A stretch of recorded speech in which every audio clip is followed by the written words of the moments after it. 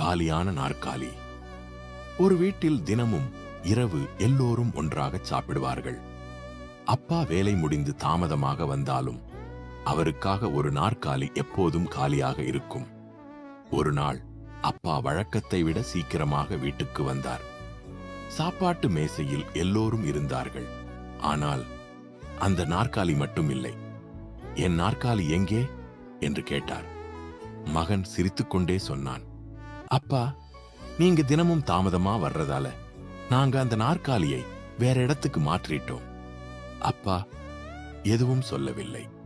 அன்று இரவு சாப்பிடும்போது அவர் ஒரே ஒரு விஷயத்தை மட்டும் புரிந்து கொண்டார். நாற்காலி மாறியிருக்கவில்லை. தன் குடும்பத்தில் தன்னுடைய இடம் கொஞ்சம் கொஞ்சமாக மாறிக்கொண்டிருந்தது. செய்தி: வாழ்க்கையில் சில இடங்களை நாம் இழந்த பிறகுதான் அவற்றின் மதிப்பு புரியும். உங்களுக்காக காத்திருக்கும் மனிதர்களை அவர்கள் காத்திருக்கும் போதே மதியுங்கள். இதே மாதிரி வாழ்க்கை உண்மைகள் பிடிச்சிருந்தா ஃபாலோ பண்ணுங்க. நன்றி.